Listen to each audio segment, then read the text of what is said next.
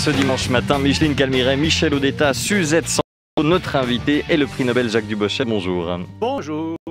Nous parlerons avec vous notamment de votre défense des zadistes, de votre engagement pro-climat. Je disais un peu pour plaisanter en vous présentant que vous êtes la nouvelle idole des jeunes. Maintenant que Johnny n'est plus, est-ce Jacques l'idole des jeunes? C'est une question que nous vous poserons. Mais d'abord, votre portrait Jacques Dubochet. Il est signé Carlos Enriquez. Bonjour Carlos. Non, Jonas. Carlos est sur Tinder. Ah bon? Il va être le premier à draguer la reine Elisabeth quand elle s'inscrira. Quelle horreur.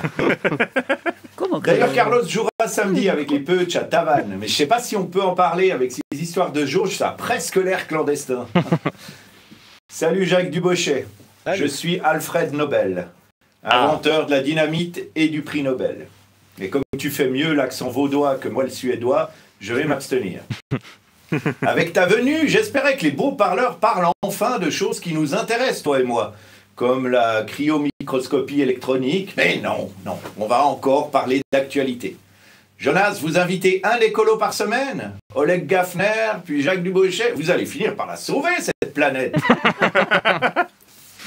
Jacques, tu dis être né en 1942 de parents optimistes. C'est vrai qu'il faut avoir de l'espoir pour faire un enfant au milieu d'une guerre que les Allemands sont en train de gagner.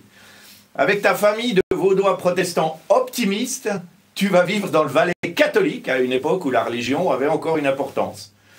Toi, l'athée, tu sais que ça vaut plus la peine de se quereller pour si peu. Ton père optimiste construit des barrages, ta mère optimiste est persuadée que tu recevras un jour le prix Nobel. Mais ça commence mal. De retour en terre vaudoise, tu es le premier écolier du canton diagnostiqué dyslexique. Tu n'arrives pas à apprendre et ça devient ton excuse pour même pas essayer. Le directeur de ton école t'aide à compenser ta dyslexie, mais dès qu'il part à la retraite, t'es renvoyé de l'établissement. Pire, tes parents optimistes t'envoient en Suisse allemande. Pire, dans le canton d'Appenzell. Pire, dans les roads extérieurs du canton d'Appenzell. Ça laisse des traces, hein, que tu essayes de guérir par une psychanalyse de 6 ans à raison de 4 fois par semaine. 4 heures par semaine à parler de soi. Même Jonas Schneider n'y arrive pas. Pas gentil. Tu étudies à l'Épule, puis tu pars faire de la recherche à Heidelberg en Allemagne avant de revenir enseigner à Lausanne jusqu'à ta retraite. Tu grades à l'armée ou tu apprends le communisme au contact d'une de tes recrues.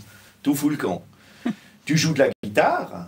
C'est d'ailleurs comme ça que tu as dragué ta femme Christine. Carlos devrait apprendre à en jouer pour quand il rencontrera la reine-mère. Votre amour résiste même au fait que vous soyez des adversaires politiques. À Morges, ta femme a été élue avec les Verts, toi avec les socialistes. Dans la vie civile, tu es devenu grand-papate. Et dans la vie politique, tu fais partie des grands-parents pour le climat. Tu es un citoyen engagé. Par exemple, autour de mai 68, tu as été arrêté par la police pour avoir collé des affiches contre le salon de l'auto. Quand tu as appris que tu recevrais le prix Nobel, tu as dit, je te cite, « Voilà !» Quel bon vaudois. Tu étais à la retraite depuis 10 ans, le prix Nobel de chimie 2017 a fait de toi une star mondiale. Plus immortalisé sur des selfies qu'un champion de tennis. Ah, quand je pense à toutes les années passées par des scientifiques pour que les gens puissent se prendre en photo avec toi sur un téléphone. Alors, comme Trump, tu as rencontré Greta Thunberg, ma compatriote suédoise. Heureusement pour toi, ça s'est mieux passé que pour le géant orange. À 78 ans, tu adores les jeunes, tu aimes leur contact. Tu sais que c'est exactement ce qu'il faut éviter avec le Covid. Les hommages pleuvent, on te consacre un documentaire, on t'interviewe sans arrêt.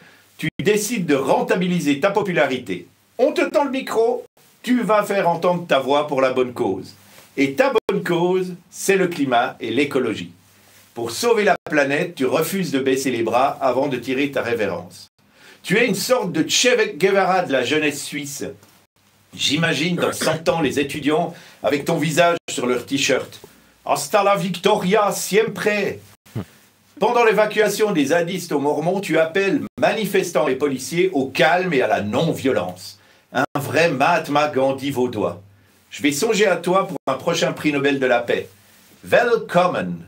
Merci beaucoup, Carlos Enriquez.